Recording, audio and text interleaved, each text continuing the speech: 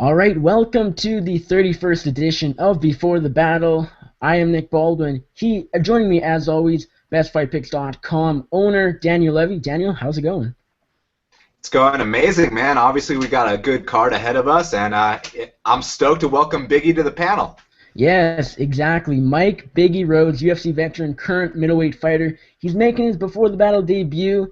Mike, thank you very much for joining us. Man, thanks for having me. I'm pretty stoked to be on the show and give my MMA analysis for the first time. Yes, definitely. I did an interview with you on my other podcast a couple weeks back. You said, hey, let's get into some analysis. So I figured, why not kick that off here on Before the Battle. Go Paolo, writer for Sportsnet and Today's Knockout. He usually joins us, of course. He'll be on the show in about 20-25 minutes. He's just running a few minutes late. But anyways, let's start out on the Fight Pass prelims. We got a flyweight matchup between Willie Gates and Yuta Sasaki. Daniel, I'll start with you. Who do you like in this 125-pound matchup? It's honestly a coin flip, man. I mean, like we've been saying all week, Willie Gates is, in my opinion, almost like the Melvin Gillard of the flyweight division, where he's super explosive, he can knock anyone out, but if he faces any kind of adversity, he will look for that door. And the kind of adversity that Yuta Sasaki could give him is taking his back and choking him out. I know, he's known for the quick tap, so it's a matter of can he knock out Yuta Sasaki or is he going to get choked out? I mean, it's literally flip a coin on this fight, so I'm passing from a betting perspective. Now, Mike, do you like Willie Gates here, or will Yuta Sasaki? I believe he is the slight underdog. Correct me if I'm wrong, Daniel, but I believe that's the case. Do you like him for the slight upset here? Honestly, like you said, with Willie Gates, you never know what kind of fighter you're going to get. Some fights he comes in and he fights really tough, and then some fights he definitely looks for the door. I would definitely stay away from this fight in the betting aspect. But I'm actually gonna take Willie Gates in this fight. I think his length, I think he should be able to use that, very well, and I think it could get him into the later rounds. But I think he should be able to do okay as long as he stays away from the groundwork. I think that he should be able to take this fight. Yeah, I like whoop ass Willie Gates here. Like Daniel mentioned, it's kind of a case where Willie Gates is either getting the early knockout or he could gas out a little bit. I don't think his cardio is great by any means. Yuta Sasaki is great on the ground. He could get the early takedowns, sink in that rear naked choke early on, or guillotine, or some other submission. Like I mentioned on Half the Battle, Daniel Levy's show yesterday night. Make sure to check that out if you haven't already after you're done listening to this show. I mentioned Yuta Sasaki dropping down to flyweight for the first time. I don't know how that can go good for him. Biggie can definitely speak about that. He's just recently moved up to middleweight, the cut to welterweight, just getting too tough. And same situation here. Yuta Sasaki moving down.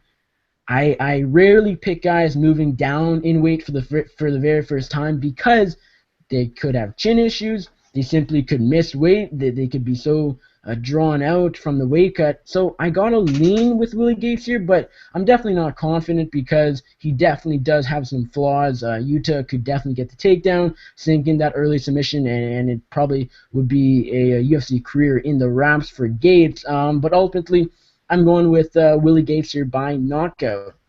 Moving on, we have a welterweight matchup between Leon Rocky Edwards and Dominic Waters, or as Andrew Lawrence said yesterday, we have Leon Waters and Dominic Edwards. Daniel, who do you like in this matchup?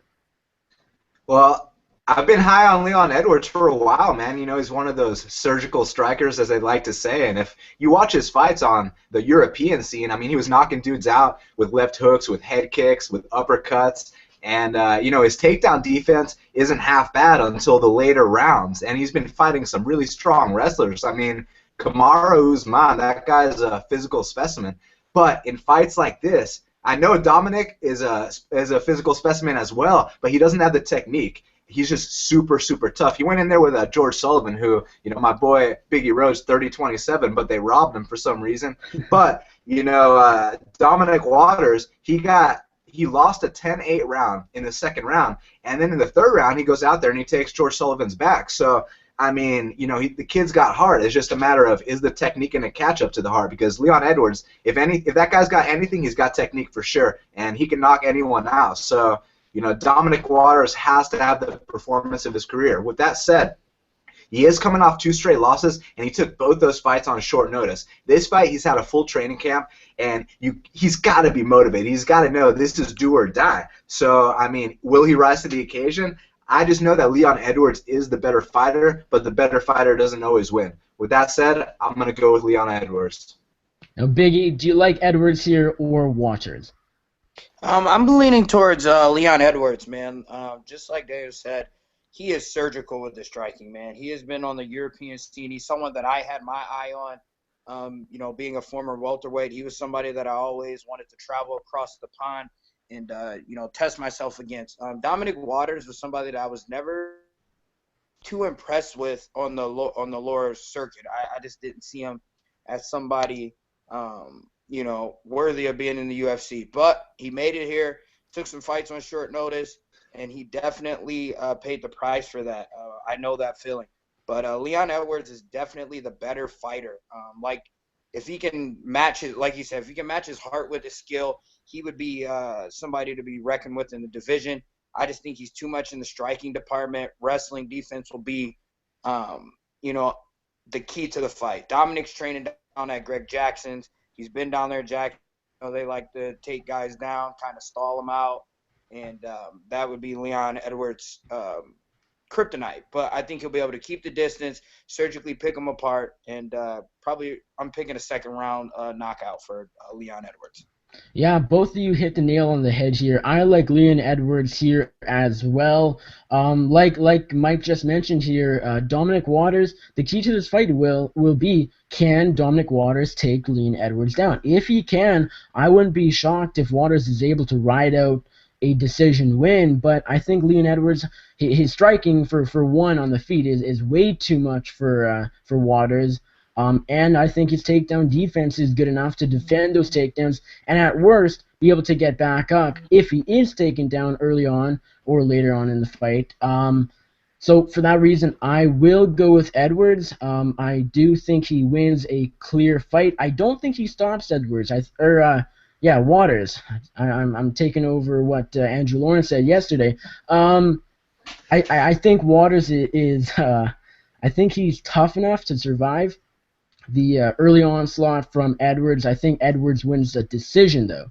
Now, next up, the headliner of the Fight Pass prelims, a featured Fight Pass prelim, Kyoji Horiguchi, former UFC flyweight title challenger, taking on Neil Two-Tap Siri. I'll start with you, Biggie. Who do you like in this flyweight matchup?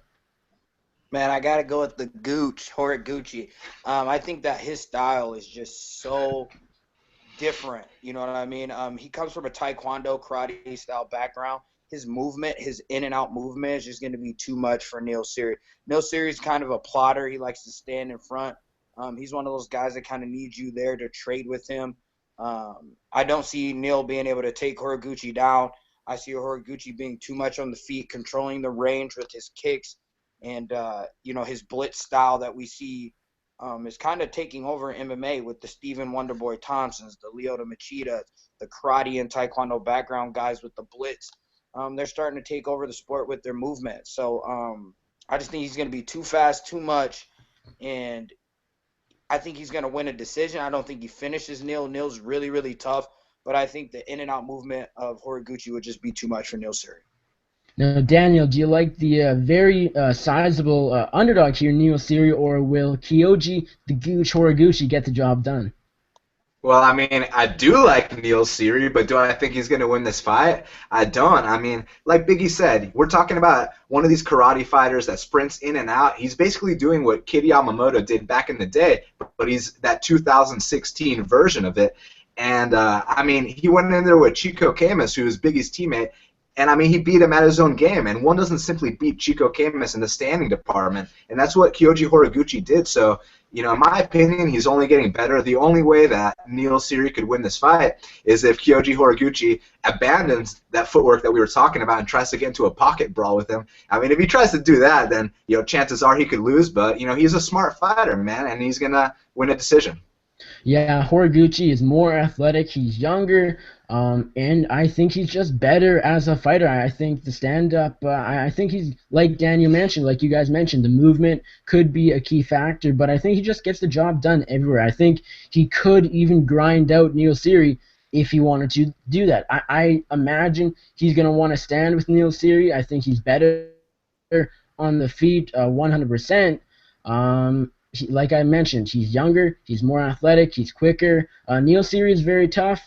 I feel he is sometimes underrated, but I don't think he's going to be able to take on and defeat the number 5 flyweight right now. I think Horiguchi is too good, and I think he's improving every day. Neil Seery is definitely older. Is he improving every day? You can argue he is, but Horiguchi definitely is as a younger fighter. So I'm going to go with Horiguchi by decision. Seery is very tough. I don't think he gets finished in this fight. Next up, kicking off the Fox Sports 1 prelims, we got a lightweight matchup between Reza Madadi and Jan Cabral. Daniel, who do you like in this 155-pound matchup? It's an interesting fight because with Jan Cabral, we got a jiu-jitsu world champion, and with Reza Madadi, we got one of these Iranian wrestlers, and he's super tough. The problem with Reza Madadi is, I mean, he's 37, 38 years old, and the entry to his takedowns aren't the prettiest. But with Cabral, he always gasses out, midway into the second round. So if you start gassing out late in a fight against an Iranian wrestler, I don't care how old he is, he'll take you down. So it's just a matter of what kind of shape is Cabral in, because I do think Cabral is the better fighter. I mean, Reza's super slow on the feet, but he's got the heart and the will to win. So he's going to try to win this fight as long as it's going. I mean, you watch his fight with Michael Johnson, he was getting teed off on that first round. He got dropped, but he had the heart to go back in there and finish him in the third round. So it's all a matter of, will Cabral gas or not? And I'm going to say that Cabral wins the fight, but I don't think it's not a sharp play to take a stab on Madadi here. Now, Mike Biggie Rhodes, are you going with Jan Cabral here, the favorite, or will Reza Madadi, the Mad Dog, get the job done? I'm going to go with Jan Cabral. I think he does gas, and I think that's due to the big weight cuts that he normally has. I'm not sure if this fight is at, did we say it was at welterweight or at lightweight? It's at 55. Oh, at 55, that concerns me a little bit for Ian Cabral, just because I know that for him isn't easy at all. But even if he gasses, he is the jiu-jitsu. He has the better jiu-jitsu in this fight. So even if Meza is able to get him down later in the fight, I still believe that Jan Cabral will be able to defend himself on the ground, possibly threaten with submissions and even sweep, or be able to hold Meza down on the ground, even though, like you said, being an Iranian wrestler, he's going to be really, really heavy on top. But I just see Jan Cabral being too much in this fight. If he can not gas or hold off, I think he'll get the decision victory here. Yeah, I'm going to go with Jan Cabral here as well. I think his jiu-jitsu skills on the mat will be key. I don't see this being super competitive. I think Madadi, I just think he's a bit worn out. I honestly don't think he's UFC caliber at this point, just coming off a loss to Norman Park, who was just cut by the UFC. So, I mean, could this be his last fight? If he loses, definitely it's a possibility. Jan Cabral, like you guys both mentioned, the weight cuts are tough, and like Biggie mentioned, 155 fight is a bit concerning, but he is big, so if he's able to make the weight, if he's not too drawn out, I do think he picks up a fairly decisive win here. Even if he gasses, I do favor Jan Cabral. Takedowns and just his expertise on the mat is what's going to win him this fight. It's going to be a grinding affair. I don't think it's going to be an exciting fight. But nevertheless, I'm going with Cabral here by decision. I think if he shows up in shape, the weight cut isn't too big of an issue. He makes weight relatively easy or easier than normal. And if he just shows up in general, I think he could even get the finish over Mad Dog. But if I have to pick, I'll go decision. Next up, John Tuck taking on UFC newcomer Josh Emmett. This fight is in the lightweight division. Biggie, do you like John Tuck here or Josh Emmett? I'm going to take Josh Emmett here. If, like I follow the local scene as much as you guys do. I'm pretty sure you guys are even more, knowledgeable about a lot of fighters that people don't know of. But Josh Emmett, if you don't know about that guy, look him up. He is definitely a UFC caliber talent. I've had the opportunity to train with him when I went and visited out Sacramento at Team Alpha Male.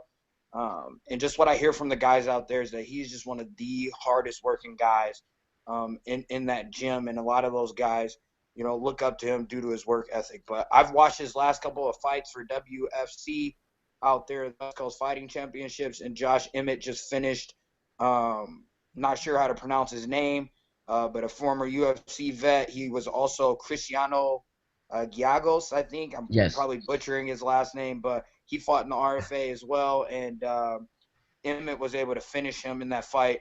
And he's just been fighting tough guys, and he trains with those Team Alpha Male guys out there. He's going to have the wrestling advantage. I know he was training for a fight that was actually due, I think it was this week or next week, so he's in great shape. I don't think the weight cut's going to be bad for him.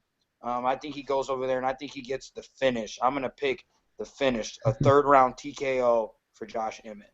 Now, Daniel, do you like John Tuck here or Josh Emmett?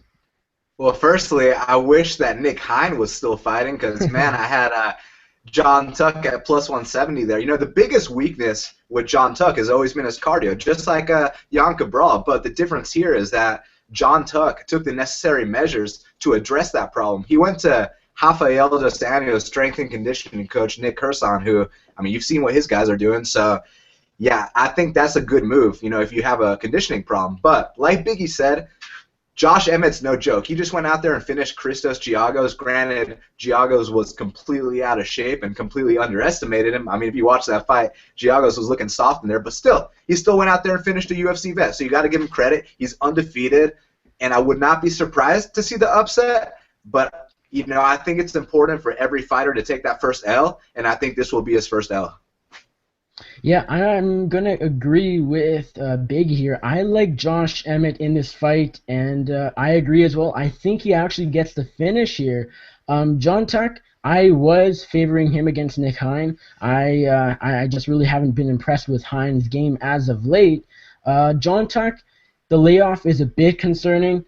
I thought he would be able to pick up a win over Nick Hein, but I think Josh Emmett is a completely different animal than Nick Hein. I think he's honestly just way better. Lots of people don't know who Josh Emmett is. That's understandable. This is his UFC debut, but he has power in both hands. He's a great wrestler. He's good on the ground as well.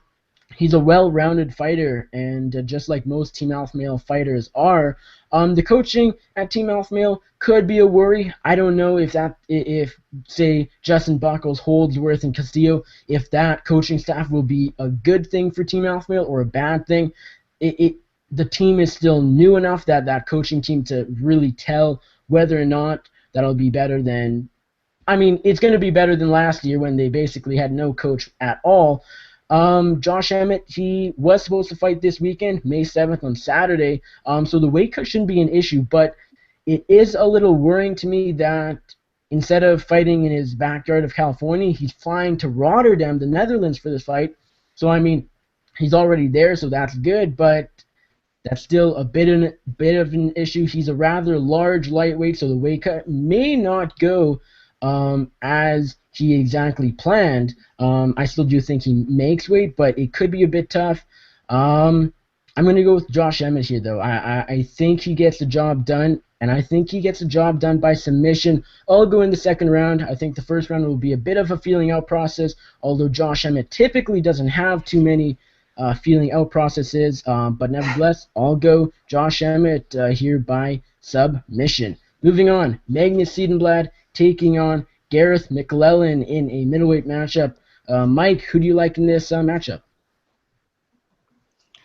I like Magnus in this middleweight matchup. I think in his first fight, or actually his last fight, I don't know if that was his first one as well, but he kind of just underperformed. I think the big lights got to him a little bit. I think that he'll be the more well-rounded fighter in this middleweight bout. And honestly, it's kind of a toss-up, but I'm going with Magnus just due to I like his striking. I like some of his setups that he used to wrestle when he needs it, and I could just see that being the big factor in this fight is being able to control the fight. So I could see him pushing the guy up against the cage, holding him there, maybe against some takedowns, and earning himself a not very impressive but well-needed victory by decision. Now, Daniel, will Magnus Siedenblad return for the first time since 2014 successfully, or will Soldier Boy pull off the upset? I mean, he should win, but the thing is, he hasn't fought since 2014. However, the last couple dudes he fought are legit dudes. I mean, he finished Krzysztof Jotko, he beat Scott Askham, and in the Askham fight, he got dropped with a front kick to the face. And I mean, a lot of guys might have balled up at that point, but he got back up and he tried to win that fight, and he did win that fight. So, you know, if he comes back okay from the layoff, then he should win this fight. The thing with Gareth McClellan, he's not as good as Magnus, but he's super tough. And you know, if you start gassing out on this guy, he'll tee off on you. So Magnus has to show up to win this fight, and if he shows up, he will win this fight. Yeah, I will favor Magnus Siedenblad here as well, but I do think it'll be a bit closer than the odds indicate. Siedenblad is currently minus 280. McClellan is the dog here at plus 240. I just can't really trust Siedenblad whatsoever coming off this layoff. It's been nearly 2 years. I believe it could actually be 2 years. I don't know what month of 2014 he last fought in, but nevertheless, Gareth McClellan coming off that finish win over Bubba Bush doesn't really say a whole lot. Bubba Bush is Bubba Bush. That's really all I have to say about that. Magnus Siedenblad, probably the more well-rounded fighter. I think he probably just picks apart McClellan en route to decision, but I can't say I'd be surprised if McClellan picks up the win here, second UFC win, just because Siedenblad, I mean, the odds are, like I said, the odds are a bit heavy for Siedenblad. I don't think these bookies should be trusting Siedenblad as much as they are coming off this layoff. And I honestly don't think he's this fantastic fighter like some people are making him out to be. McClellan could easily pull off the upset. I wouldn't be surprised. But I think Siedenblad gets a nod, probably by decision. Now, headlining the Fox Sports 1 prelims we got Rustam Khabilov taking on Chris Wade. Daniel, do you like Wade here for the upset or Khabilov? You know, oftentimes people say, you know, which version of this guy is going to show up? And I don't like talking like that because I feel like it discredits the opponent. But with Rustam Khabilov, I'm really wondering which guy's going to show up. I mean, is it going to be Suplex City? Is it going to be, you know, the Russian fighter we're known for that circles around the ring? He seems to be inactive. He lures you into a you know, false sense of security, and then he bombs you with some big left hooks, big overhand rights. He does what Russians do. But with Chris Wade, you know, I've never particularly been impressed with him, but what I am impressed with is that he's a winner. You know, it might be ugly, it might not be the prettiest fight, but he finds a way to win. And if you look at Rustam's last couple fights, he's been getting taken down by non-wrestlers, and Wade is a D3 wrestler. Obviously, MMA wrestling and regular wrestling are two completely different things, but he makes it work for MMA. And Rustam's been fighting way too close these days. He's been going to these split decisions, so I don't see why, you know, Chris Wade couldn't get a split decision here. But at the same time, when we talk about who's going to show up, back when Rustam was training at Jackson's, I mean, he beat Masvidal. He won. If it would have been a 3-round fight against Benson, he would have won that fight, but he got choked out in the 4th round. You know, Benson showed that championship experience. But since that fight, I don't know what happened. He hasn't been the same guy. So I'm going to pick Chris Wade for the upset here. Daniel, are you? I don't know what happened there, but Daniel, are you done your breakdown of Wade Khabilov? Yeah. I got Chris Wade. Perfect. Biggie, who do you like in this lightweight matchup? I'm going to go with Chris Wade. Dove has, like you said, he's been getting taken by non-wrestlers. Chris Wade has a gas tank always full. He is someone who will attack with the takedowns relentlessly, and he's someone that just fights really aggressive. And so if he can close the distance, not get hit by any of these big punches, which I think we'll be able to do, I think he'll be able to get the victory here by decision. I'm going to actually favor Rustam Khabilov here. This is a close matchup. I looked at it as a fairly grinding affair. I don't think it's going to be too exciting of a matchup. It's kind of strange because I have been relatively impressed with Chris Wade throughout his UFC career, and I haven't been overly impressed with Khabilov as of late. I was really impressed with him in that Benson Henderson fight, his first UFC headliner. He did get subbed in that fourth round, but I had him up 2-1 going into that round, and then he kind of just fell from there. He lost to Adriano Martins, coming off a win over Norman Park, but it wasn't that good of a fight. I really wasn't that impressed. Nevertheless, I do think he's going to be able to do enough to get this victory over Chris Wade. This is a huge step up in competition for Wade. He really hasn't fought anyone near even close to Khabilov's level. Khabilov, he's that gritty Dagestani Russian. I think he gets the job done by decision. I definitely don't see a finish happening in this fight, and it's a close matchup. I think the odds have Khabilov here as a minus 195. It could even be a little less. I think. I think this could almost be a pick-em matchup. Really could be either way. Wouldn't be shocked either way if a Wade gets the job done. But I think the biggest lock on this card on this fight is goes to decision or the over. But I'm gonna go with the Tiger here with the unanimous decision. Now opening up the Fox Sports 1 main card, we got Carolina, and I'm not even gonna attempt to pronounce her last name, taking on Heather Jo Clark. Mike Biggie Rhodes, who do you like in this women's strawweight matchup? Honestly, this fight is a toss-up for me. I know Heather Jo Clark. She was on the Ultimate Fighter when when my teammate was the head coach of the show out there during that season, and I got to know Heather Jo Clark, and she's gritty, she's tough. I know that's when she had got the knee injury, and she fought on the show with the injury and was still able to pick up a victory. So she's very gritty and tough. I know she's coming off that long layoff. I was impressed by the other young lady. You guys will have to tell me how to pronounce her name. Kowalkiewicz. Yeah, her. She's, watching her, she's exciting. I wish, I like her fight style. She's pretty impressive, but I think Heather Jo Clark will be able to close the distance, get the takedown, and kind of grind this fight out. I don't think she's going to try and stand on her feet at all. I think this fight is really going to be dictated on if she can get the takedown or not. I know she's been training a lot with Misha Tate. That's one of her good friends and training partners. She's training her boxing with Lord Giff out there in Vegas, and so I think she's just going to be able to put it together. Don't think it's going to be a very exciting fight. I don't think it's going to be guns a-blazing or anything like that, like we normally get with the 115-pound women. I think that Heather Jo Clark will be able to get the takedown, maintain the position, and get the decision victory. Now, Paolo has finally joined us, writer for Sportsnet.ca. Today it's Knocko.com. Paolo, how's it going? and of course his mic isn't working. You know, technical difficulties right off the bat. No problem. So Daniel, I'll talk to Paolo in a second. But Daniel, who do you like in this women's strawweight matchup? Carolina Kowalkiewicz or something along those lines, or Heather Jo Clark?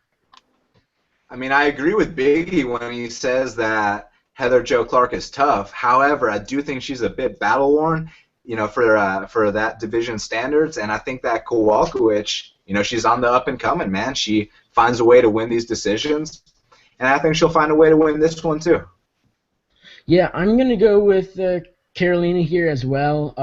I don't know a ton about either fighter. I actually missed Carolina's debut over Rana Marcos, but I heard it was a relatively good performance. Picked up that decision over the Canadian. So she's undefeated. She's Polish.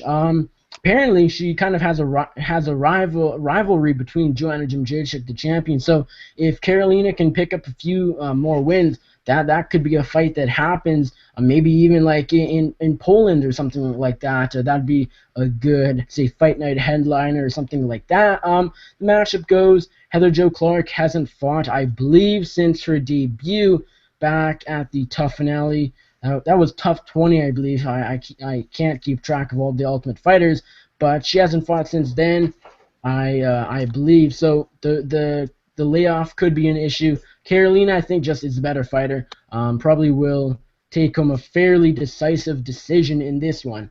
Paulo, are you there? He is not. So he'll try and get that sorted out. He is waving his hands in there in frustration as we speak.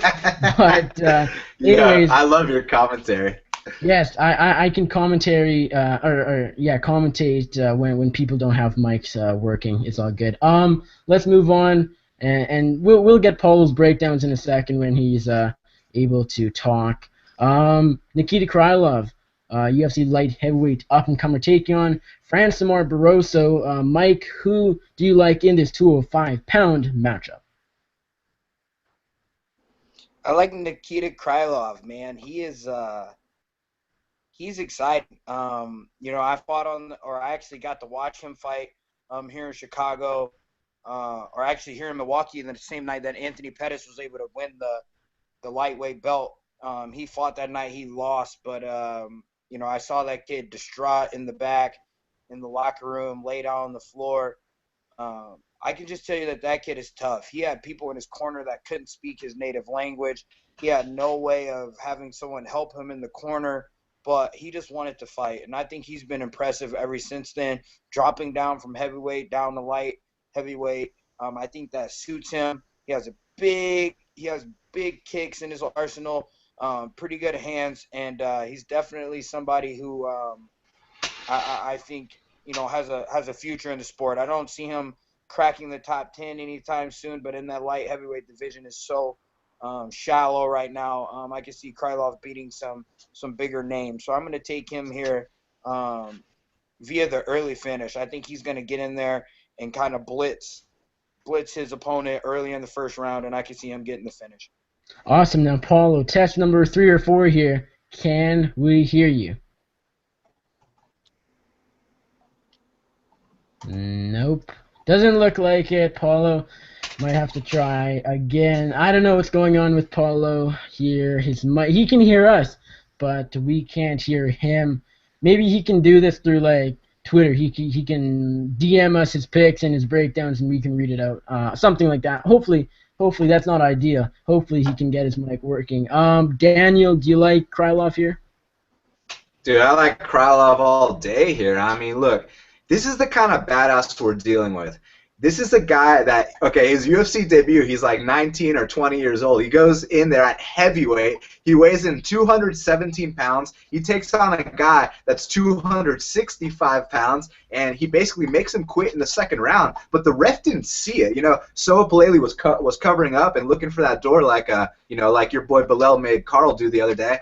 And the ref didn't call it. The ref didn't see it for some reason, and then Nikita gassed himself out trying to punch out a dude that's over 40 pounds heavier than him. So he learned from it, and I mean, after that, his only other loss has been to OSP, and I mean, everyone that's not in the top 5 at 205 loses to OSP, so there's no shame in that. Now you see his other performances, and he's been finishing dudes left and right with chokes, with knockouts. He's the real deal. Not only that, he's still so damn young, man. And I mean, he's filling out into that weight class. He's big for the weight class. And when you talk about Barroso, I mean, I understand that he's able to slow down these fights and grind out some decisions here and there.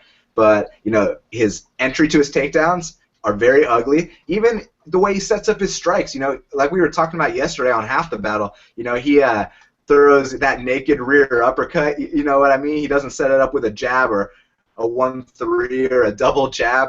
And, our boy Kevin Lee, he actually did the same thing when he fought Leo Santos. He threw a rear uppercut without setting it up, and he paid the price. And Barroso does stuff like that all the time. He does it with his overhand rights. He does it with his left hooks. He doesn't set it up at all. He'll shield up, and then he'll throw a big bomb, from a mile away. So that's not going to work against Krylov. It might work against a retired journeyman or a middleweight that weighed in at 201 pounds, like he fought in his last fight, but it's not going to work against Krylov, and Krylov's going to make a statement here. So I'm going big on Krylov.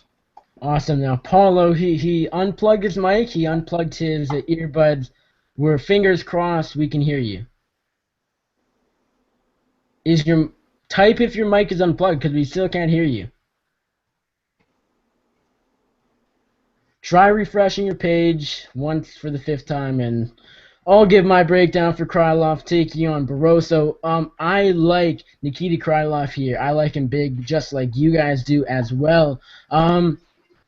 He's young, like Daniel mentioned. I think that is a huge for him, just his career in general, not necessarily for this matchup, but Francimar Barroso, I haven't been impressed. Picked up that win over Ryan Jimmo, picked up another win since then. Can't recall the name of his opponent. He maybe isn't as bad as some people like to think or thought before his last couple fights, but I still haven't been impressed with him. Nikita Krylov, he's ever improving. He's getting better each and every day. His stand-up game is getting better. His submission skills are getting better as well. I think he beats Barroso here all day. I think he beats him everywhere. If it goes to the ground, I think Krylov gets that submission. If it's on the feet, I think he probably knocks out Barroso. I'm going to go Krylov by knockout here, but another finish. Krylov by sub. We can hear you, Paula, finally. Oh, you can hear me now. Oh, now you can hear me. Oh, okay. Yeah, Krylov by sub. That's my pick. He's going to head kick up. Okay. He's going to go down. He's going to put him in a guillotine and choke him unconscious. Okay, quickly go back and read the names of who you're picking. No breakdowns, because we're not sitting here for 20 minutes listening to you talk. No offense, but quickly let us know who you're picking on the prelim card and the opening fight of the main card. Okay, so I've got Sasaki here, first round submission. I've got Dominic Waters decision. I've got Kyoji Horiguchi decision. I got Jan Cabral split decision. I've got John Tak submission. I've got Magnus Siedenblad round 2 TKO, and I've got Chris Wade decision. Carolina decision, and yeah, Krylov guillotine choke, 2 minutes. Perfect. Now, next up, we have a women's bantamweight matchup between Germaine de Randamie, the Iron Lady, taking on UFC newcomer Anna Elmoz, the Panda. Biggie, who do you like in this women's bantamweight matchup? I like Germaine. I don't know too much about the other young lady that's fighting, but Germaine is very, very tough. Striking is always very, very good. I see her being able to keep the distance with her strikes, be able to land the more devastating punches, and I can ultimately see her getting the second round finish. She has a little bit more on the experience side, and I can see that coming into play definitely in this women's bantamweight matchup. Daniel, do you like de Randamie here, or will the newcomer here, Anna Elmoz, get the job done?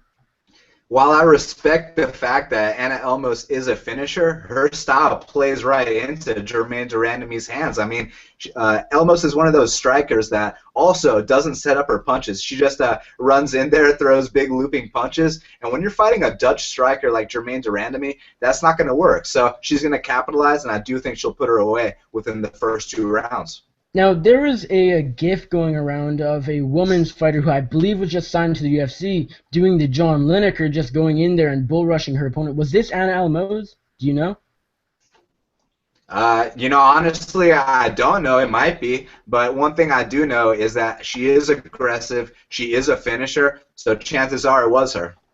Perfect. Now, if it was her, then I think this is going to be a really fun fight while it lasts. But I don't think it's going to last long. I like de Randamie by stoppage here. I think she gets the job done on the feet and knocks out the UFC newcomer here, Anna Elmoz. Paolo, who do you like, Germaine de Randamie, the Iron Lady, or Anna Elmoz?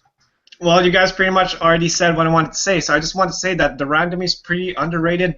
talent in the division. I mean, I think her only loss, I mean, she hasn't fought a lot because she's been injured, but her only loss came to Nunes, and it's because Nunes took advantage of the fact that she didn't really have much in terms of the ground game, so she pretty much just laid on top of her and was raining down punches, and the ref was like, okay, stop this fight because this lady ain't doing anything.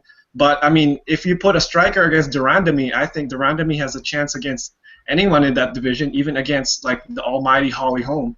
So, I mean, Ana Elmos, much respect to this girl. She's tough. She comes in there to finish the fight, but Durandamy's more experienced, more technical. She's going to win this fight, let's say by some kind of stoppage sometime in the middle rounds. All right, moving on. Very, very interesting welterweight matchup. We got Albert Einstein Tumenov taking on Gunny Nelson. Paolo, I'll start with you. Do you like Tumenov here or Gunnar Nelson? I really like Gunny here. Let's go with that. I'm not gonna break it down for you. I'm gonna give this to Daniel and Bigger Rose right here because I was analyzing this more from a DraftKings statistical perspective. But from the way I see it, Gunny's a very elusive kind of karate fighter, man. I mean, I remember when people were breaking down the whole Thatch fight against him, and you know what? Thatch lost to CR, and people might be fading him now and saying he's a bum and stuff. But before that, people were like, oh yeah, Brandon Thatch is this crazy karate fighter. He's this guy with huge knockout power. He's huge. He's gonna knock out Gunny on there. What does Gunny do? He freaking baits Thatch into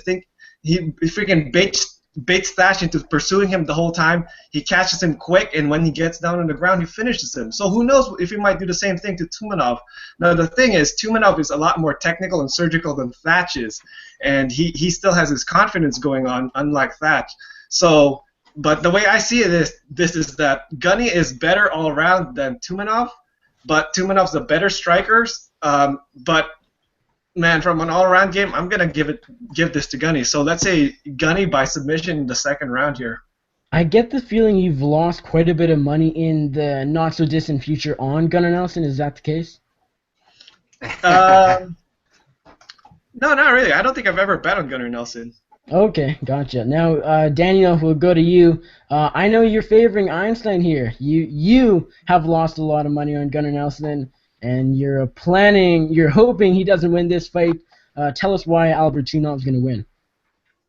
Look, firstly, they're either going to call me Daniel Biggie Levy or they're going to call him Mike Best Fight Pick Rhodes because, I mean, we've been going back and forth on this one all week, and I got Tumenov all day. Look, I know Gunny's got all the skills in the world. He's got all the talent. He's unbelievable on his feet. You know, he darts in and out with that point karate style, and obviously his takedowns are very underrated. In that top control, he's great. I mean, if he passes your guard, gets a full mount, and you give up your back, he's going to choke you out. The only issue here is he's in the wrong weight class. This is a 55er fighting at 70. I mean, I can tell you right here, right now, that Albert Tumenov's not making 155 anytime soon, man. And Albert Tumenov, you know, so if you want to talk about how he's going to deal with the takedowns, well, the last time he had to deal with a guy that tried to take him down, he either reversed the position or got back up. And since then, he's been going out there, and he's actually been taking guys down himself and knocking guys out. So with Gunny, so like I said, he looks incredible in the first round, but he only has one round cardio because he's a 55er fighting at 170 pounds. I mean, it's like Conor at 170. You know, when I backed Conor to be one of the best, you know, one of the greatest of all time, 170 pounds was never part of the equation. It was always 145 pounds. And he goes in there with Nate. First round looks like a world champion. Second round has nothing left. And that's what Gunny does whenever he fights in a big fight. And that's what's going to happen here when Einstein either knocks him out or wins a 30-27 by stuffing the takedowns and piecing him up on the feet. Now, Biggie, Daniel said you guys have been going back and forth on this one all week. So final pick here on Before the Battle, is it going to be Gunnar Nelson or Albert Tumenov? It's Gunnar Nelson, 100%, man. I don't know what this guy's over here talking about. He's gonna have to let me pick all his fights that he plans on betting on after this fight. You know, I have common opponents with both of them. You know, I fought Brandon Thatch. I fell to him in the first round due to a rear naked choke, and then I beat up that Alan Jabang kid that Turmo was able to finish. I think that Gunny's just too much. Gunny is a smaller guy, but if you look at the smaller guys that have stayed at a relatively closer weight class to what they walk around at, they always do very successful. I mean, look at Frankie Edgar for so long. People thought that he was undersized at 55, and he was dominating everybody. And I actually thought he won the Ben Henderson fight when they fought. So Gunnar Nelson's doing it smart, man. He's not cutting a bunch of weight. Thus, the reason why I'm going up to 185 is that I don't have to cut as much weight. So I can see Gunny definitely being the more fresher of the fighters. You're right. Turmove will never make 55, and 70 is a struggle for him. He's a big guy. He's already lean. And so the thing is Gunny's going to move around. Turmove is so flat-footed. He's so used to standing in the pocket and boxing. He throws very good head kicks, but they're not able to be set up that great because he doesn't move that well. Gunny's not there to box. He's not there to be hit. Thus his advantage. He's elusive. I think he's going to be in and out, closing the distance when he wants to. Whenever Turmove thinks he's going to sit there and be in a fight or fight, Gunny's going to be gone.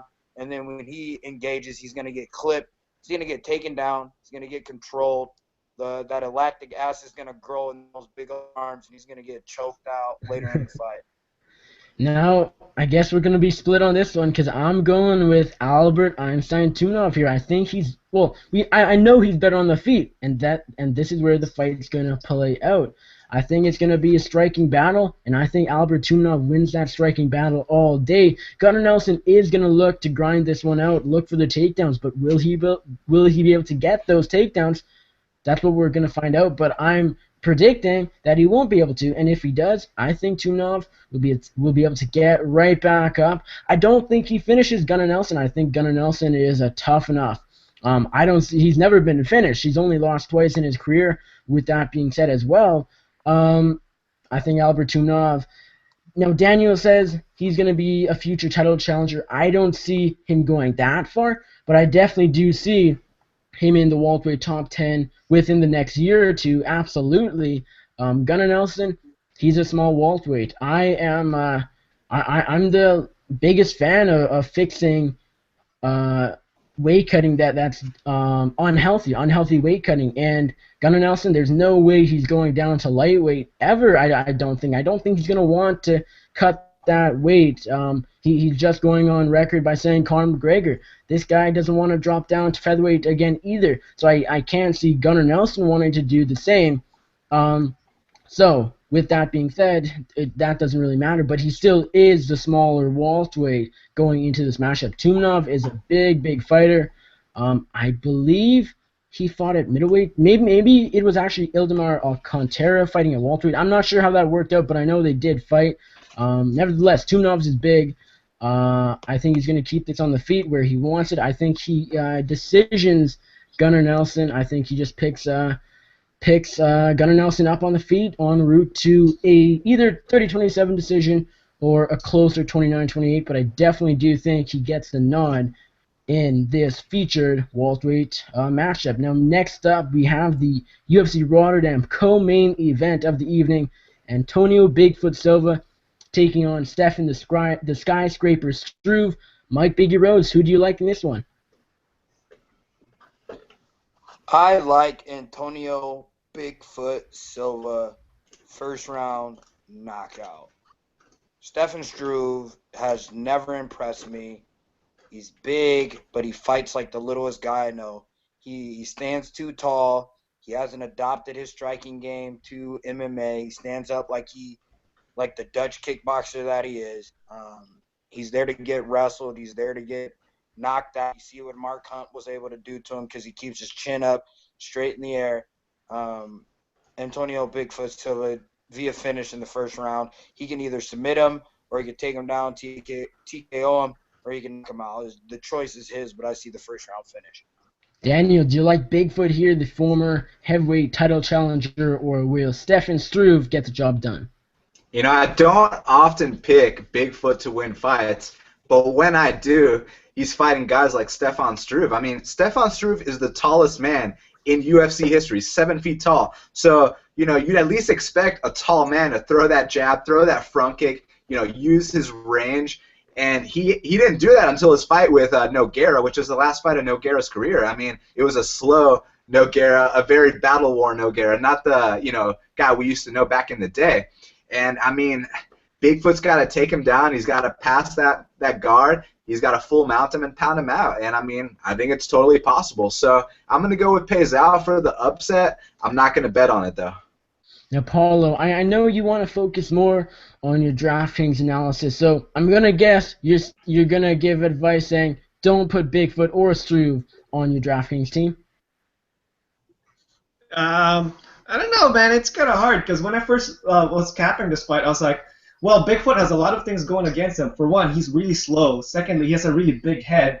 And three, he has a really bad chin. So if you're slow, you got a bad chin and you got a big head, then that means you've got a recipe to get knocked out.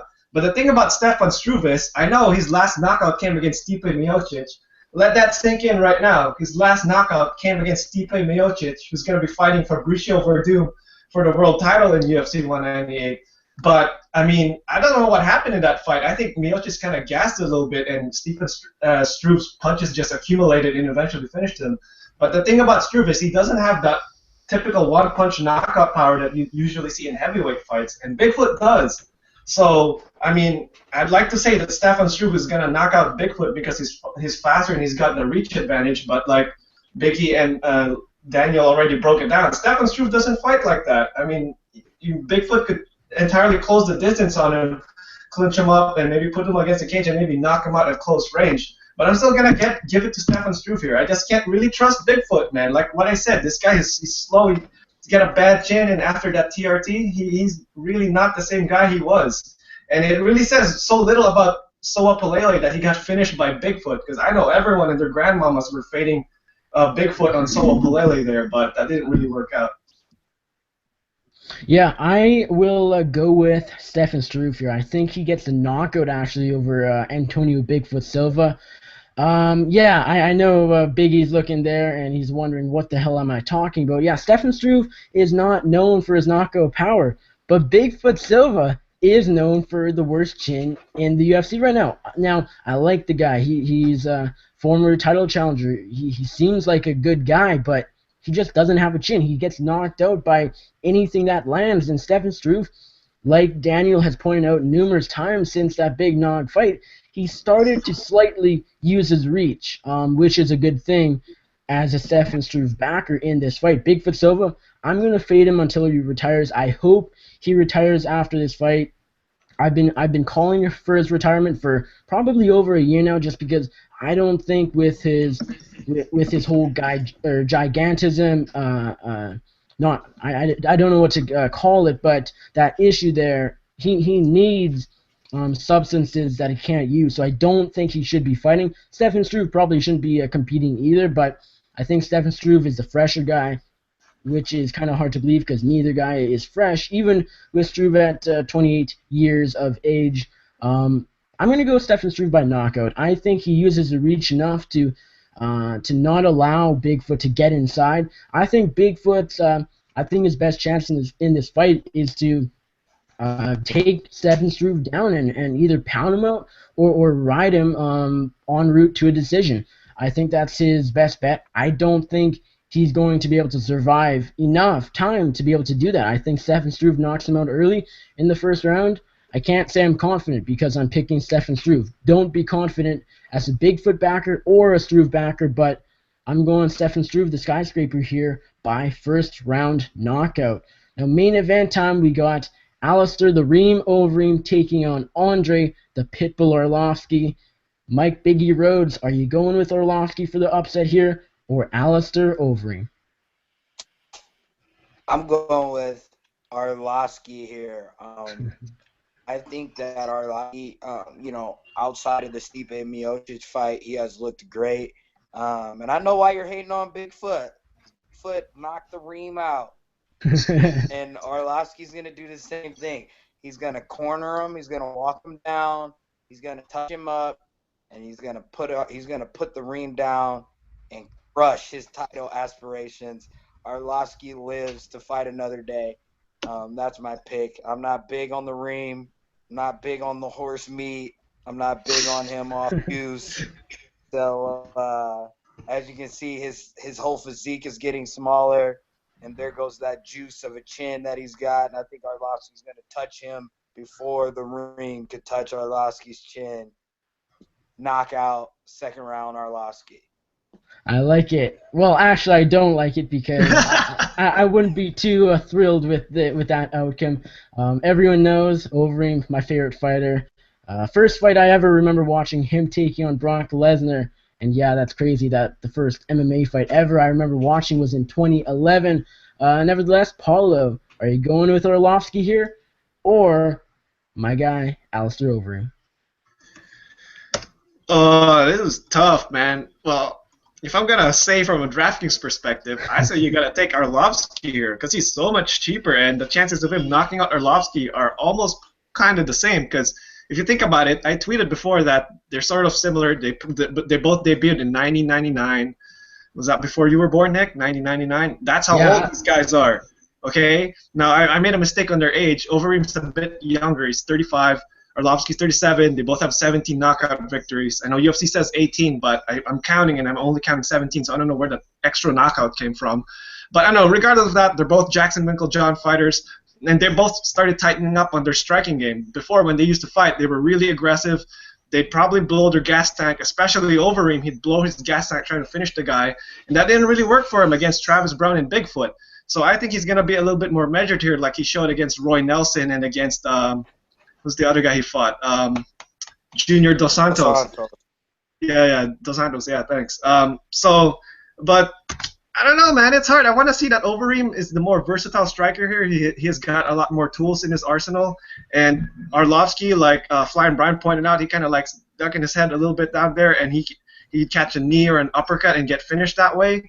But I don't know. I have a really strong feeling Arlovski really shows up here, puts the pressure on Overeem, and I know Jackson and Winklejohn is saying they're not going to corner either of their guys because they don't want that sort of like – they don't do that when two of their guys are fighting, kind of like when Condit and GSP fought each other. But if anyone knows how to beat Overeem, it's those guys at Arlovski's camp because they're familiar with him. And I think they're going to be able to, or whoever else is helping Arlovski, give him the right tools to finish Overeem because I know Overeem hasn't been knocked out in a while, but that doesn't mean his chin is any better. I think Arlovski's going to catch him at some point, maybe finish him in the second or first round. Now, Daniel, it seems like there's quite a bit of bias going on here in this Arlovski taking on Overeem pick. You guys for Arlovski, me for Overeem. Are you siding with Overeem here, or the Pitbull Andre Arlovski for the upset? Well, earlier on the show, you said that Bigfoot has the worst chin in the UFC. I'd say that Alistair Overeem has the worst chin in the UFC. The only thing is that he's been fighting in a way nowadays where, you know, it's a lot safer. He's using his range better. And the reason he knocked out Junior Dos Santos was because, you know, with Junior, he's the best boxer for MMA in the heavyweight division. And, you know, you don't want to trade punches with Junior Dos Santos. And Alistair Overeem was able to use that distance management very effectively. He made it to the point where Junior was so frustrated that he started trading kicks with the K1 champion. One doesn't simply trade kicks with a K1 champion. But with that being said, I mean, Andre Arlovski, from a fan perspective, I mean, this dude's the former heavyweight champion. How can you not love him?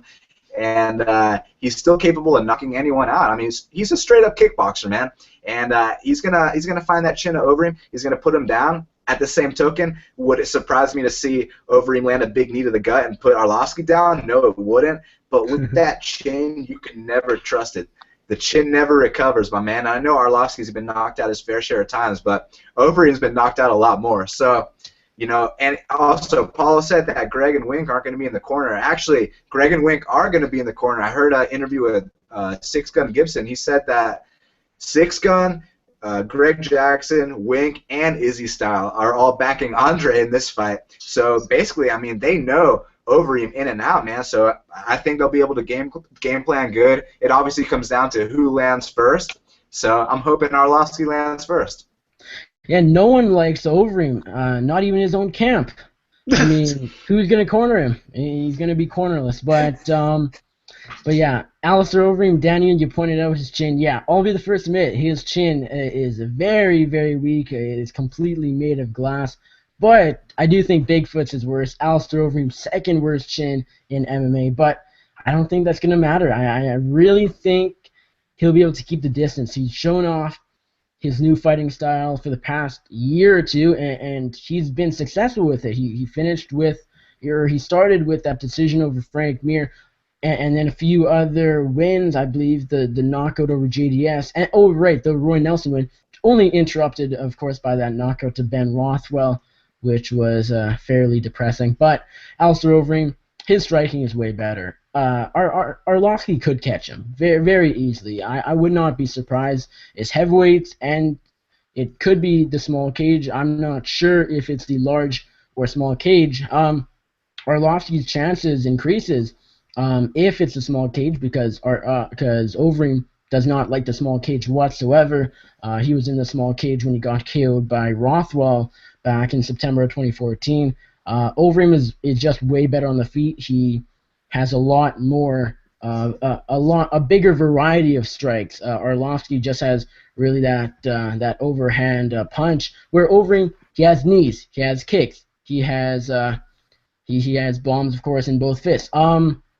Overeem, bias aside, I think he gets the job done. I think Overeem knocks out Andrei Arlovski, and I have liked seeing Arlovski do well, other than that last Stipe Miocic knockout, because he's the former champion. He's a very likable guy, but I can't go against Alistair Overeem here. Last time when Overeem fought against JDS, Paolo nearly convinced me to pick Overeem. I just couldn't do it, but I'm definitely siding with the Reem here by knockout. Now, let's get the last part of the show. Mike, you may not be too familiar, but we give out our DraftKings teams. I don't know if you play DraftKings or not. Paulo's the expert here, so kick this off, Paolo. Who are your 5 fighters on your DraftKings team?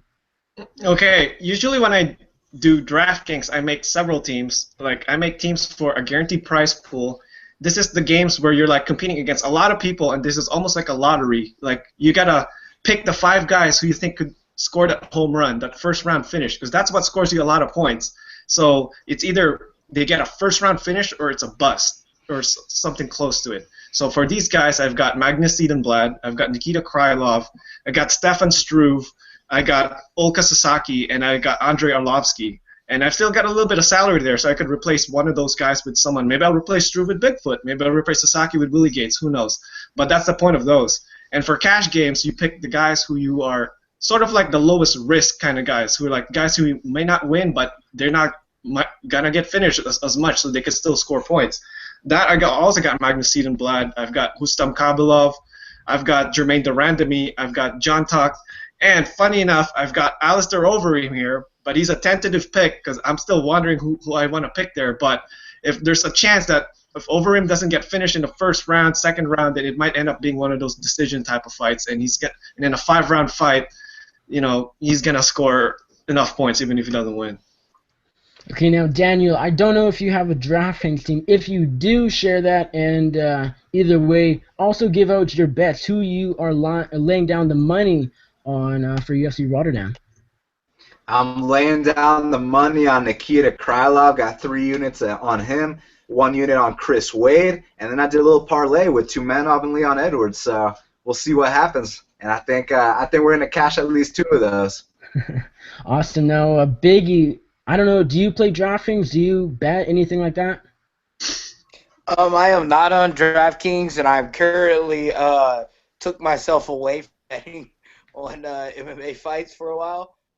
Just due to the fact that I have so many friends in the game and so many teammates that fight, and I was getting up and picking with emotions and not my brain. So, the last time I actually bet was the Dustin Ortiz versus Scoggins fight, and that won me a bunch of money after I lost a bunch in Vegas. But if I was going to put the money down, I'd be going on Gunny, man. I'm telling you, Daniel, you better listen to me. Don't make that money bet, man. All right, love it. Mike Biggie Rhodes calling out best fight picks himself. Anyways, I do have a DraftKings team. I got Alistair Overeem, of course. I got Josh Emmett. I got Jermaine Durandamy, Stefan Struve, and the GOAT, Nikita Krylov. I think Krylov gets the knockout. Struve probably the knockout too. Durandamy, I'll go with the knockout. Reem knockout as well, and Emmett, I'll go by submission. Now, thank you guys, all 3 of you, so much for joining me, as always, here on Before the Battle. Biggie, I'll let you go first. Let us know where we can find you on social media and any thank yous or shout outs you got to give. Now's your time. Hey, man, you guys can check me out at Team Rock Biggie. That's TeamRockBiggie. Twitter, Instagram, and Snapchat. Get over there on the Snapchat. We get crazy over here in Milwaukee. Shout out to everyone who supports me, man, all my fans and followers. I appreciate all the love, and hopefully I have fight news that I can release to you guys here soon. But thanks for me, and I look forward to being on the show more often.